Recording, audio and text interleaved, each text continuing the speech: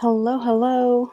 Sorry, it took me a second. My screen had the little circle ball of doom. I don't know what's going on with my computer. It's kind of old, but hey, let's see who is on.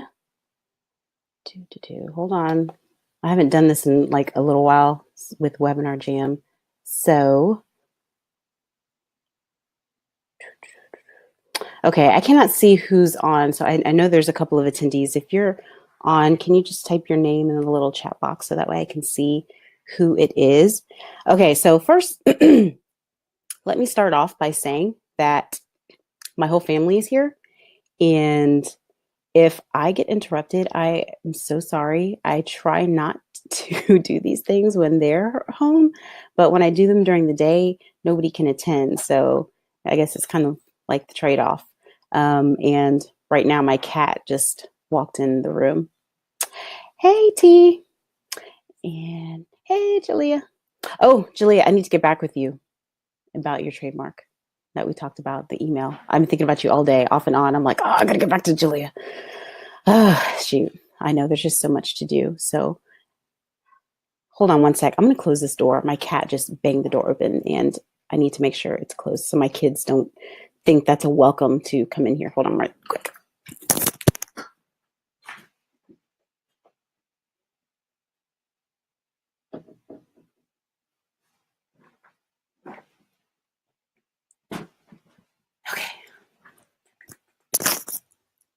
Okay. Sorry about that. Hey, Kenyatta. Okay. So I wish there was a way that I could see like all of you. You know what? Next time, if I only have a few attendees, what I might do is just bring everybody on camera. I think that would be so much better. Because I'm like talking and I can't hear anything. Like I feel like I'm talking to myself, but I know you guys are there. Good. Thank you, Julia. Okay. So next time when I do this webinar, I'll see if there's not too many attendees, then it would be great like to have everybody on camera together and then we can like see each other and we can like vibe. Because I feel like I'm just kind of in this world of nothingness. So you can hear me great. Okay, good. Yay, because I can't hear anything. All I can do is I can just see myself on the screen, but I can't hear anything. I feel like I'm just speaking into nothing. All right. So other folks are going to jump on, but I want to go ahead and get started and folks can catch the replay. The replay is going to be available probably tonight. And everyone who's registered will be able to access that. So I wanted to talk about the elements of a strong trademark because in my line of work, and T can probably attest this because T also is a lawyer and she does intellectual property as well. What happens is when we get clients, by the time the client comes to us, they've already had this name or this, trademark that they're using. It doesn't have to be a name. It can be a slogan too. They have this name or slogan that they've already been using. And they say, can you help me register it with USPTO? And then we perform a search and we come back with all of these hits.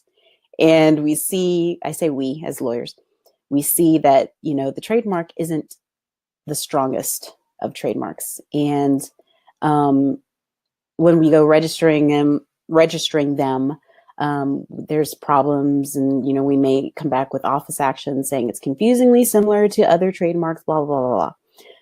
So I thought, this would be a good lesson to talk about to help prevent some of that. Now, my original reason for having the webinar was to walk through registering a trademark with USPTO. But then I thought, and people were talking, I'm like, what's the point of registering it and spending money registering a trademark if it's not a good trademark? You've just wasted $225 if you're doing it yourself. And you've wasted way more than that if you're going to have a lawyer do it for you. So let's start at the beginning. So you can assess it on an individual basis, and you have enough information to take a look at your own trademarks and say, is this going to be worth spending the money to register? Or maybe it's going to be worth it to rebrand and think of something else. Or you say, you know what, I've been with it this long and I'm going to keep riding this horse into, the sunset and see where it takes me. You can do that. But at least you should have a good starting point. And so anyway, that's what this right here, this lesson is for. And if you guys have questions, please definitely type those in there. I can see them. And I think everybody can see the comments too, can see each other's comments. So definitely stop me. All right, so the first thing I want to talk about is why it's important. Well, it's important because you don't want to invest a whole lot of money into a weak trademark, but having a trademark in itself is important because it points to your brand and it points to your company. You want your products and your services to be able to be associated immediately with your company, your brand. So that's why it's important to have a trademark in the first place. And you want that name or your slogan to be strong enough so that you can exclude other people from using it as well. So that's why trademarking is very important. Now, I don't personally think it is the absolute most important thing that a business should be concerned about. It is important, but it's not the number one. But it's enough to where I think, it deserves its own course and lesson. So there are 3 types of marks from my standpoint. And this is all my opinion. If you talk to different lawyers who do different things and different intellectual property attorneys, they may have other opinions. But a lot of what I'm going to say is just basically my opinion from my experience. So from my experience, I would categorize marks, I won't say trademarks, but I'd say marks into 3 main categories. So you have your strong marks, you have your weak marks, and then you have your generic marks. And I will go into each one of those, but really your strong marks is what your strong marks are, what are going to provide the most protection. They're going to be the easiest to register. They're going to be the easiest to monitor, and easy equals inexpensive. So at the very beginning of every business formation, I say definitely focus on your trademarks because you want to lay a very solid foundation for your business. And this is one, you don't want to spend a lot of excessive money on things that you don't really need to if you just did it right the first go round. So strong trademarks, strong marks that are going to be considered trademarks are going to be what's called distinctive. And the way that a mark is going to be distinctive, you can look at it like this, and you got to look at it from the standpoint of the consumer. Is it something that's kind of weird and crazy or quirky enough that's going to stick in their memory? That's what's going to be considered distinctive. Now, the first type of distinctive mark is going to be what they call coined. And there's actually 2 different types of coin marks. So coined can be either something that's completely made up, like a word that you just put a bunch of consonants and vowels together and strung it together, and it's just some random word. That's going to be your strongest mark. That's going to be the easiest to monitor. That's going to be the easiest to register with the USPTO. And the reason is because if you made that word up, there is no other association with that word other than with your brand.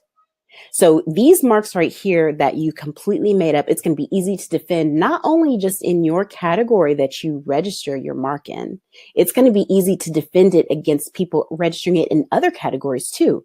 Because like I said, if you've made it up, then there's only one very specific association that people are going to have, and that's going to be with your brand.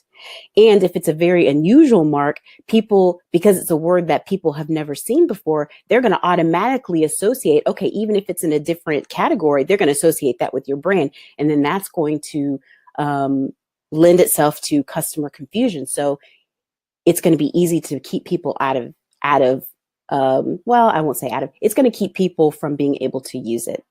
So the coin mark that is completely made up is going to be your number one, your strongest. And there's also a coined mark that is, how do I say it? It's created, I have my notes here. I'm old school. I have like written notes. I work from notes. It's going to be created from different words. So you basically mash them with 2 separate words. So for instance, let me see, I wrote, Unisys, which is like unity or union and system together, Unisys. And then they took two words and they kind of mashed them up together. Then also another one that's pretty well known as NyQuil. So they took the word night and tranquil and they mashed them together and they created NyQuil. So this type of coined mark is not quite as strong as a completely made up mark, but it is still extraordinarily strong. The other type, okay, so that was coined. That's the first type of really strong and distinctive mark. The second type is suggestive.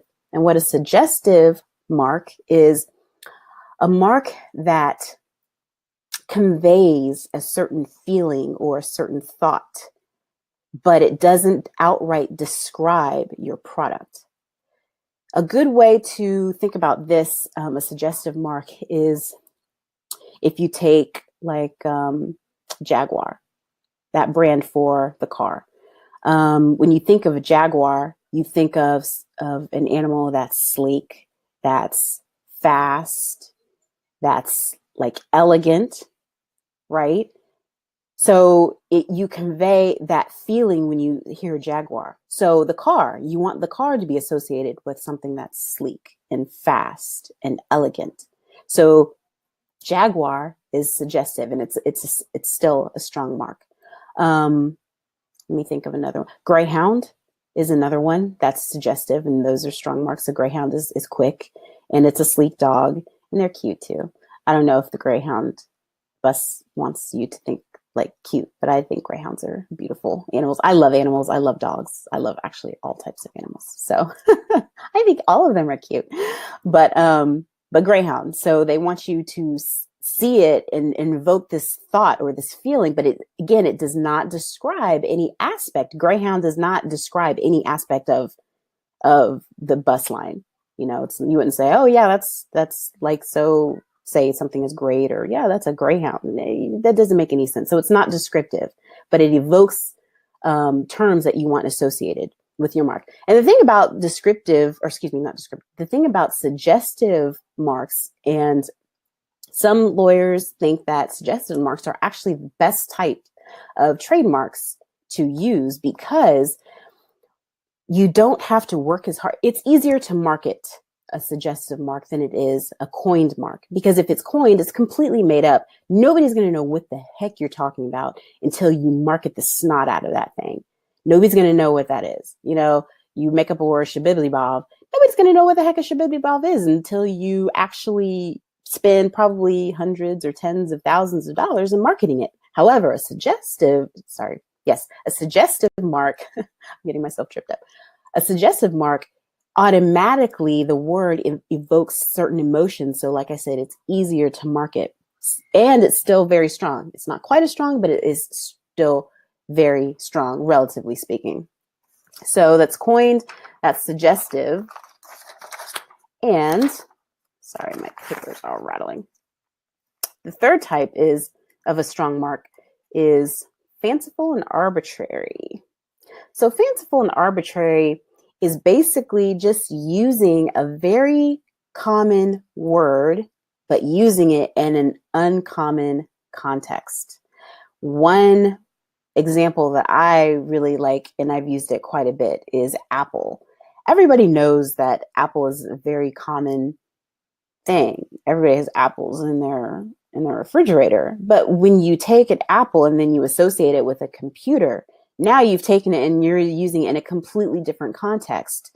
Now it's a much stronger trademark. So you would never be able to trademark the word apple in association with selling apples. It's just not going to happen. At that point, it's generic and it is too general.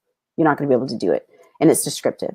However, when you take it and you move it into a completely different context, now it's going to, remember, the point is for it to stand out in the mind of someone. And when something is unusual and quirky, that's what's going to make it stand out.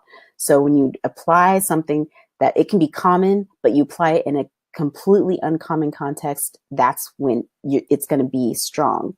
Another example, and I've heard this, I read it in a book somewhere. I think it's like, it's a skating ring. It's called Jelly Beans.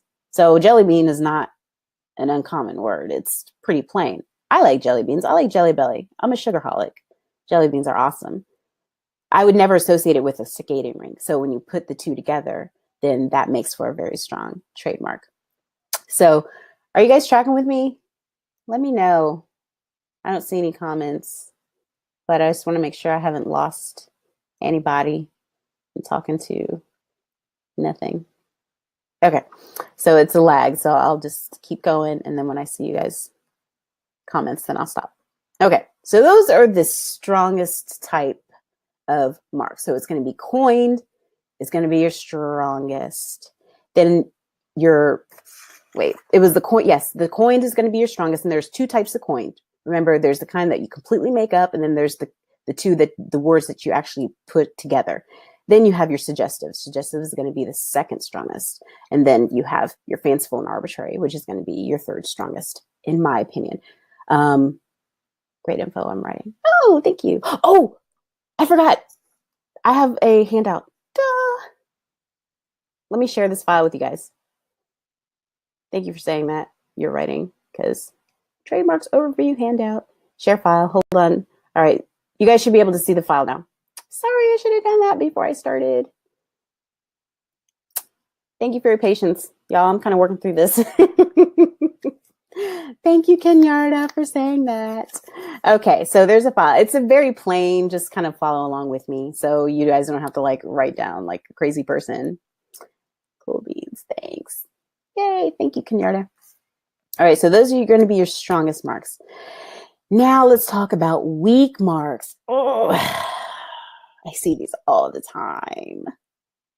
So let's get into it. Weak mark. Number one, your name. Now, just because something is weak doesn't mean you cannot register it. Does not mean that it's not going to qualify as a trademark. What weak means is that it might be a little bit more work. And more work when you're talking about trademarks equals more money. So weak, no bueno. If you can help it, weak is not good. Okay, so the first one, names. I see this all the time. A lot of folks, and I understand, a lot of folks are very proud of their business. I have started several businesses, and trust me, I think one of my businesses I used my middle name on. I used to sell paintings. I love art and I love creative things, although I'm not very I'm not very good at art, but I love it. I love watching people paint, and I love oil paintings and stuff. So for a while, I sold oil paintings, and I used my middle name as part of the name of the business. Now, this is actually when I was in law school, so I knew nothing about, trademarking or anything like that.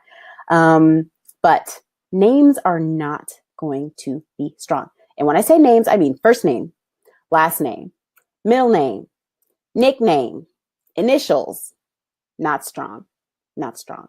And the reason being, and there are exceptions, I'll get to exceptions, but the reason being is because, remember, the point of a trademark is to point to your brand. And the way it does that is making an impression in somebody who has read it. So if they see John, that doesn't make an impression because there's a million, gajillion, trillion people with the name John or Mary or Ray.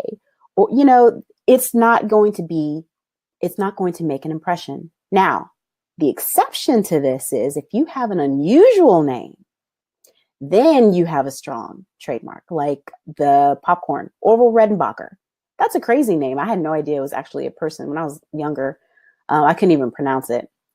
That's a highly unusual name. So nobody would actually even look at the name and think that it that is, oh yeah, that's a common name. It's unusual enough to where it makes that impression. Love this handout. Thank you, Kenyarda. I'm glad you like the handout. Yeah, it's very general. You guys can take notes on it and definitely ask me questions if I'm saying something that's confusing or not making any sense. So the reason why names don't make the strongest trademarks is because it needs to make an impression. And when you see a name, it just normally doesn't do that. But again, it might. You can have an unusual name and it does exactly that. The thing about names, though, even if it's not a strong trademark at first, you can get trademark protection through what's called secondary meaning. And actually, this is applicable to all weak trademarks. At some point, if you promote the snot out of this thing and you spend gobs and gobs of money on marketing and brand awareness, and you market your name, it can get secondary meaning. Here's a great example: McDonald's. McDonald's is like a really common last name, and is it Irish or Scottish or I don't know. Anyway, I don't know where it originates from, Irish or Scottish or whatever, but it's a very common last name, McDonald. What happened was their marketing was so pervasive and their company was so successful that now everybody who sees McDonald's knows exactly what it is. It's actually probably one of the most popular brands in the world, along with like Coca-Cola. So you can get secondary meaning, and that secondary meaning, depending on how hard you go, I mean, it can have just as much protection as the stronger, like the coined trademarks or the suggestive trademarks or the arbitrary and fanciful trademarks. However, that's not necessarily a place that you want to start at if you're small, because what you have to do is you have to use it for so long and you can't really protect it. You cannot protect it. You can't keep people from using it. So that's why for most small businesses, this probably isn't the way you want to go. But if you've been going for a long time and you've got your name in there, then all is not lost. You still might be able to use it. So, okay, so that's name. That's the first one. That's a weak trademark. The second one is something that describes an attribute of your underlying product or your service. So if, for example, New Millennia Legal Resources, okay, that's my service mark. Service mark is the same as a trademark. It just means that it's for a service versus a product. So New Millennia Legal Resources, that part at the end, legal resources, is descriptive. Like that can never, ever be a part of my trademark. My trademark is New Millennia. Millennia has absolutely nothing to do with legal services. That's actually why I chose it, because I felt that it would make a stronger mark. But that legal services part, that just describes the service that I'm providing, which is legal services.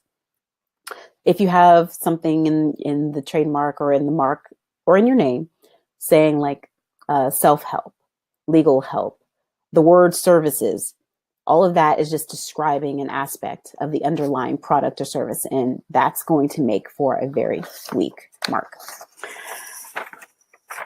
Let's see, the third type, and we talked about this actually in the group when I posted my little trivia, is the geographic location.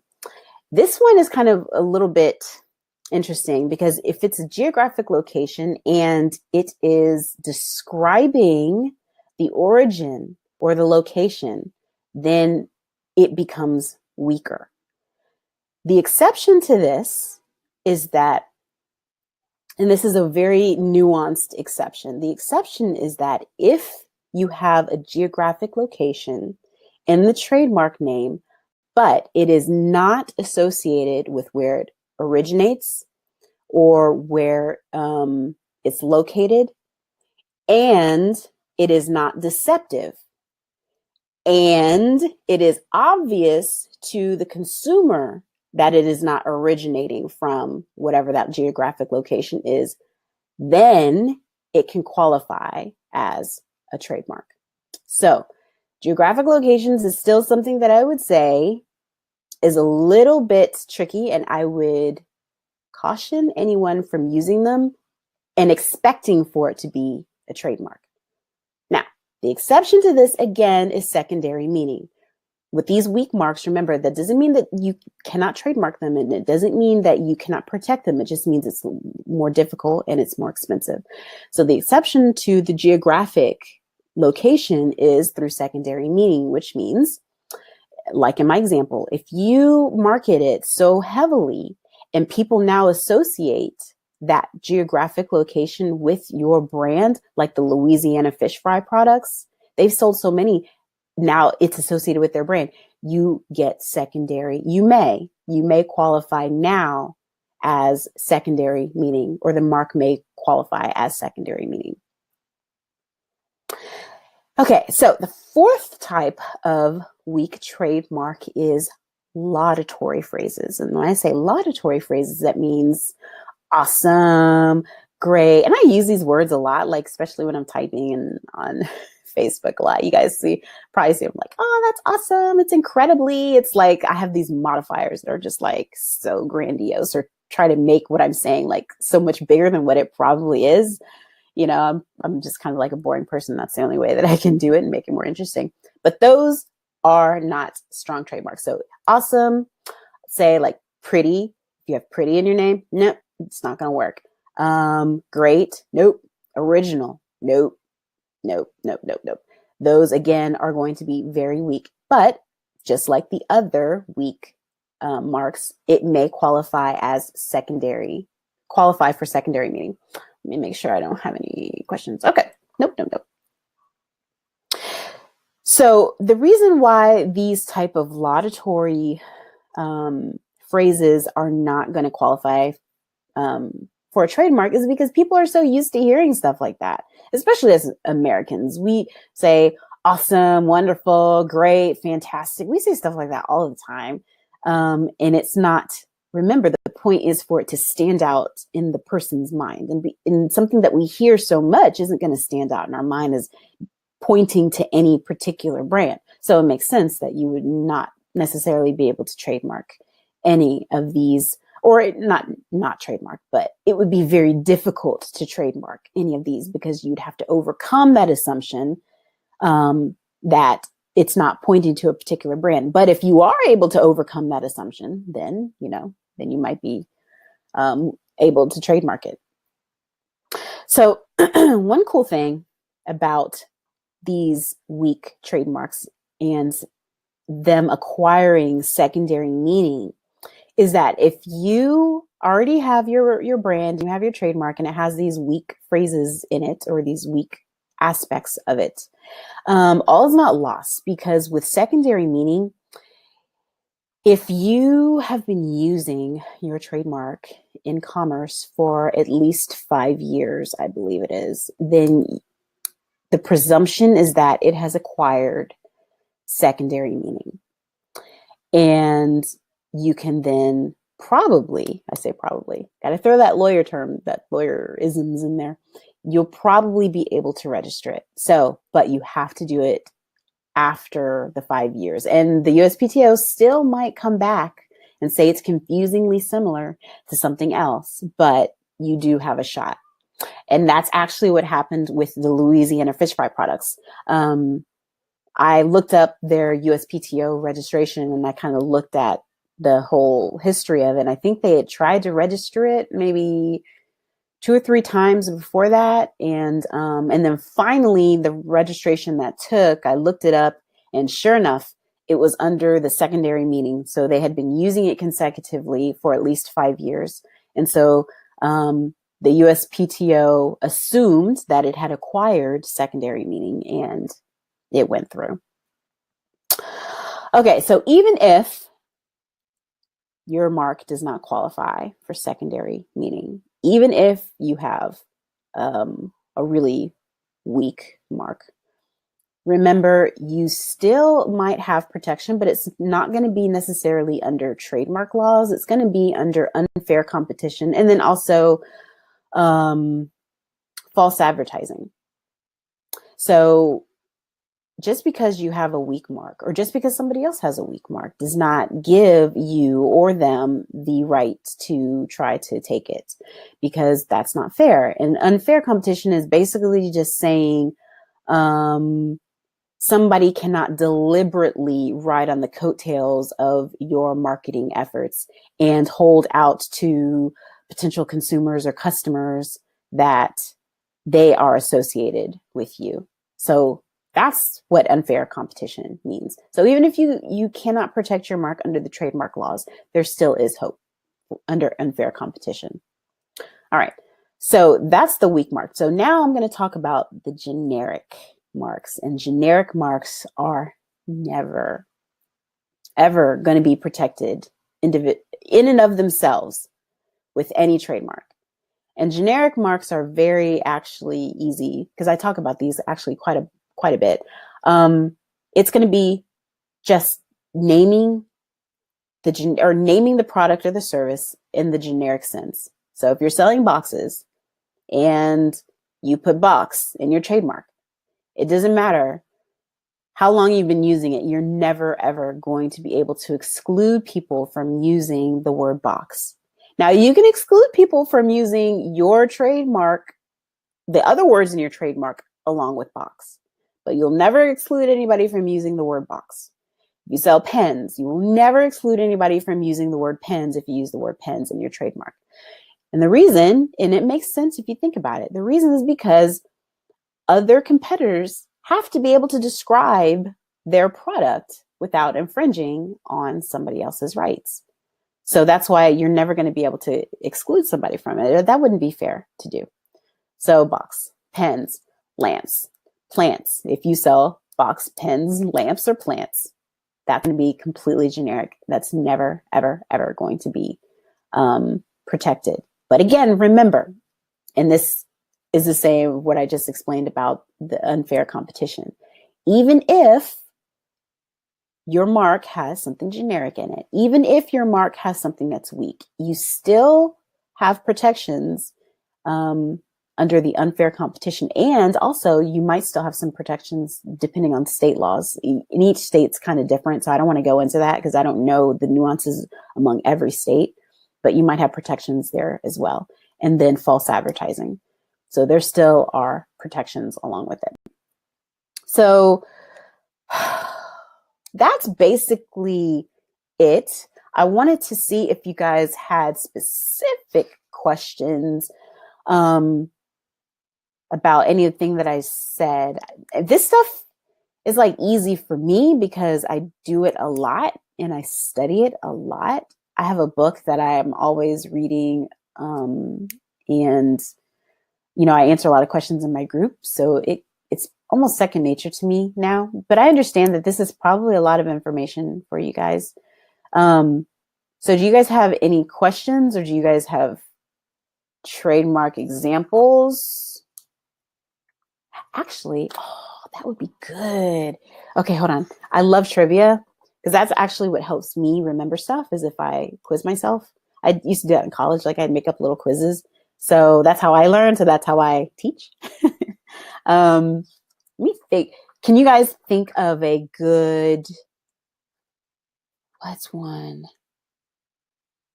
Yeah.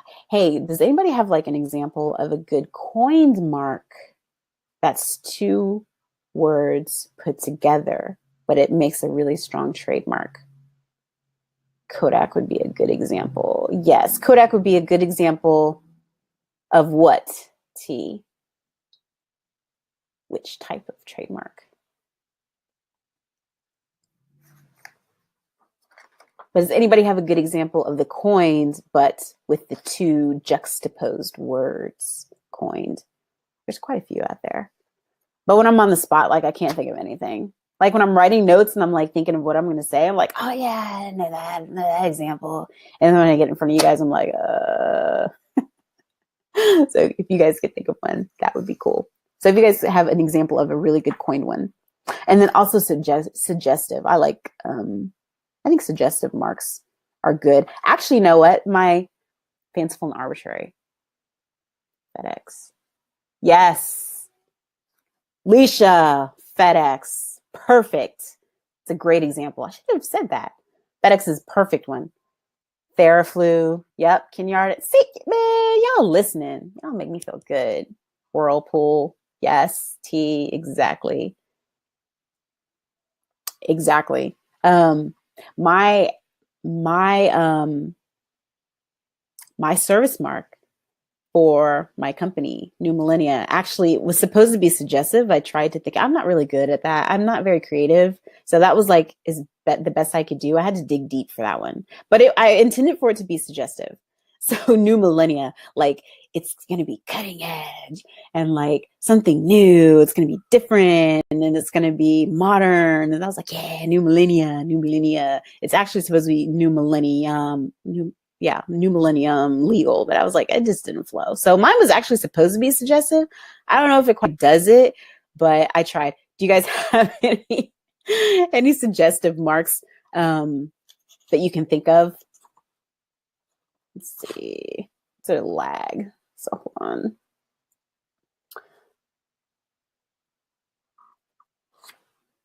Yeah, I can't think of any other suggestive marks. I said greyhound. Jaguar. Obsession. The cologne or perfume. Obsession's a really good one. It evokes feelings of like you can't take your mind off of someone and you're like attraction. I think that it conveys that. So I think it's a really good trademark for perfume.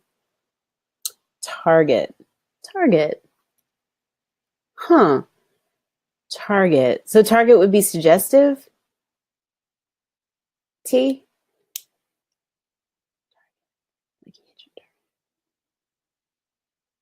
What would Windows computers be? What type of trademark would Windows computers? That's a good question. Okay, so Windows. Windows could be suggestive. Man, that's a good one. Julia, Windows. So let's see. It could be arbitrary. It could be arbitrary and fanciful because you don't really using a window when you are on your computer. At this point, I think it's almost descriptive because much like Kleenex, you know, once a word or a trademark becomes used so widely, or Xerox or Velcro, it then almost takes on a generic essence. And so now I think Windows is almost like descriptive because everybody refers to those different frames or software. I don't even know how to refer to it as a window. But at first, I think it's probably, I'd say arbitrary and fanciful. So it's taking something common, but then it's applying it in an uncommon context. But it's so popular that now it's become generic in a sense. So that's the downside. So just like a trademark, you can take a weak trademark and you can actually make it really strong. You can do the same thing. Take a really strong trademark and you can make it weak. It's like a continuum. It's the strangest thing. You keep going and you can take a weak one and it becomes really strong. But then if you keep going and it becomes so wide known, it becomes weak again. It's the strangest thing. Let's see. So like Google. Yeah, Google's the same way. I think Google's on its way to almost becoming a generic term because everybody's like, Google it. When you talk about web searching, online web searching, Google is a verb. Jinx. What's jinx? I don't get it. Google seems like it was coined and now generic. Yep, Julia. Yeah, Google was coined. It was completely coined. It was made up. It was a fantastic example of a coined word, but now because it is so well known, it is it's pretty generic. But you know what they could do? I don't know if they want to, but they could do like Xerox, which I think they launched this huge marketing campaign, and Velcro too. I don't know if you guys saw that video that I posted in the group about the lawyers singing about Velcro. So what they do, if they feel like their mark is becoming a little too generic and a little too I don't want to say widely known, they launched these marketing efforts to say, no, use it properly. Don't call rollerblades, call them inline skates like Velcro. Don't call Velcro. Don't call the hook and loop, whatever it's called. Refer to it as hook and loop, but refer to our product as Velcro, like making the distinction. Google at the same. Oh, they both said Google at the same time. Hence jinx. Haha. Thank you, Leisha. Okay, I didn't read all of them. Oh, I see. You two did say it at the same time. I get it. So yes, so Google could do the same thing. They could, market the distinction like Velcro and rollerblading and all the had to do. I think trampoline actually was a trademark at one point too. Not anymore. I think bra was a trademark. Not anymore. Yeah. Okay. So I hope this was helpful. Do you guys have any other questions? I don't want to drag this out any longer than it needs to be. Sorry, y'all. Why are you sorry, T? Don't be sorry.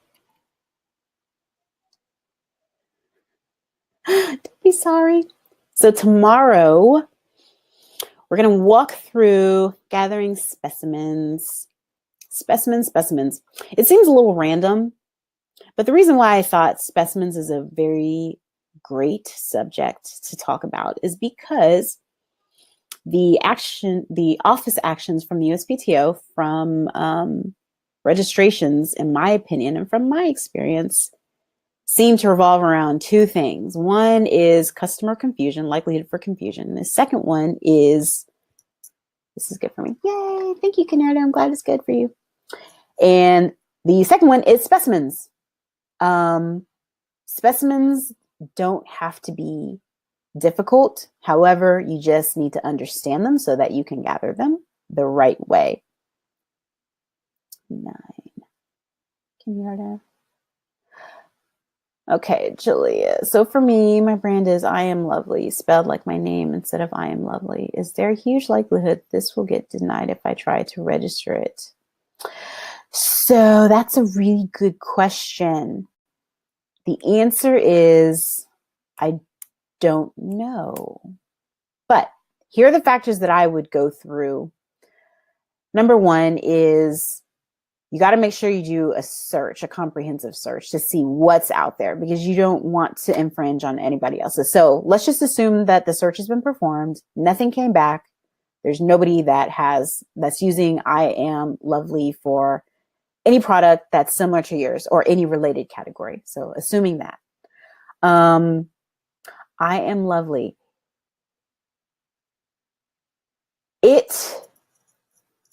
I am lovely does not necessarily describe the underlying product, right? So it would be almost like the suggestive mark that we were talking about.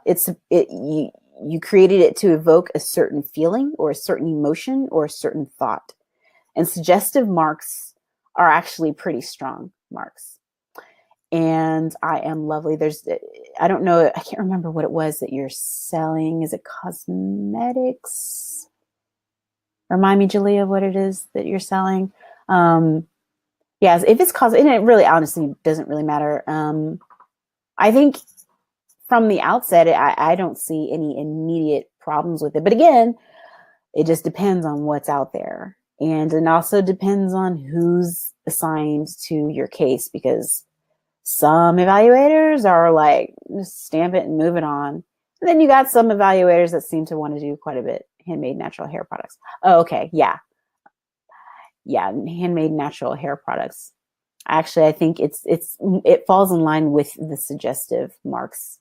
I don't even see anything in there that you would have to disclaim in there, because usually if you do have a generic or a descriptive mark in your trademark, or a descriptive phrase or word in your trademark, then you have to disclaim it. I don't really even see anything that's going to have to be disclaimed. T, you can weigh in and tell me what you think too in the comments, but yeah. So I don't know exactly if it's going to get denied. All I can say is, just from my standpoint, it doesn't seem like it's a weaker trademark, actually. The only thing that I would say is the lovely, even though you spelled it differently, it's still going to be evaluated as if it is spelled the normal way. So the lovely part, I feel like you might maybe have some other companies out there who are using the word lovely in hair products. That's just one thing. Let me pause this. Dark and lovely. Yeah. Dark and lovely. So dark and lovely, you might have an issue with that one. But I am lovely. When you look at it from the outside, the best way, from my standpoint, is just look at the two. So if I saw dark and lovely and I saw I am lovely, would I get confused by the two? I wouldn't, you know, but I'm smarter than most people. Maybe. But you have to take into consideration like the average consumer with average sophistication. Now you can make an argument if they come back and say no. You can say, well, my customer is more sophisticated, so therefore it's not going to be likely that they're going to be confused. You can make that argument, but the default is going to be from the standpoint of the consumer. Let's see. Yeah, T said the same thing. It could be overcome with a good argument. Exactly. Yeah. So, hey, look, we lawyers, we specialize in arguing around stuff. Nothing's ever set in stone. I mean, we can argue both ways. I can argue for it. I can argue against it. It just depends on how persuasive you are and how, well the argument's laid out. So there's a shot. It says, I am changing the name of the brand and using my dad's first initial and my middle name spelled backwards. The new name is J. Yana's. Thoughts. Jay Yanas. Yeah, that seems like just from my standpoint, from reading that, Jay Yanas, that doesn't sound like a name to me. And the names that don't sound like names are stronger trademarks. It's unusual and distinctive just from my impression of reading it that I think you might have a shot at that, Yanas. And it's easy to pronounce. Now I just stalled because my eyesight is like not so good and I probably should wear my glasses. But now that I'm looking at it, yeah, I think that actually seems like it could be pretty decent, you've got a shot. And again, all of this is not like hard and fast suggestions because you have to run a search. That's a super important part. I didn't create a lesson on the search because there's specific software really that I and other lawyers use, and I can't really walk you through that process. There are things that you can do to search, but to really get a good search where you're going to know any and everything that's out there, it's not something that I can necessarily walk you through, but a search is going to be absolutely crucial because you want to know what's out there. You want to know, if there's any social media handles or anything like that, that's going to be similar to your brand. So make sure you do a search first. Gotcha. Yay. That's really going to be a very key and important part of it. So the I am lovely. I feel pretty decent about it. I don't know. Maybe like 50-50 about that one because the dark and lovely. Yeah, that dark and lovely might cause some issues. But the J Yanas, that's kind of cool. I like the way that sounds. J Yanas. I think that's pretty creative. So, all right. So tomorrow I'm going to walk you guys through the specimens. Jalea, I'm going to get with you on that one. I'm going to use Jalea's mark as an example. We're going to gather some specimens. So if you guys don't have any other questions, then I'm going to sign off. If you guys do, I'll wait just a couple of seconds because there's like I think a 12-second lag between when I say something and then when I actually get feedback from it. So if you guys have questions, go ahead and post them and I'll wait. See if I see anything. And if not, that's cool. I hope this was helpful. And I know this is a lot of information for some. So if you need to sit and let it marinate, I totally get that. Like I said, I study this stuff all the time. Thanks for the great info. Thank you, T. You're a lawyer. You know all this stuff, woman. But I'm glad you thought it was helpful. T is an awesome lawyer, y'all. If you guys need intellectual property help, she's great. All right. That's it. You're welcome, Kenyatta. Yes, Leisha, the replay will be available. Let me, as soon as I hang up here, then you're laughing because you know I'm right, T. She's just supportive. She's like that friend. They'll tell you anything you want to hear because she's just so sweet. But yes, the replay is going to be available. Let me go ahead and hang up here. And then I think I have to like press a couple buttons or send out a link or something like that. But yes, it will certainly be available. Thanks, Leisha. I'm glad you thought it was helpful. All right. If you guys have any questions, certainly post them in the group, in the legal resources group, and you guys can message me also. And you guys have my email address. It's raven.willis@newmillennialegal.com. All right, y'all. You have a good night, and I will talk to y'all soon.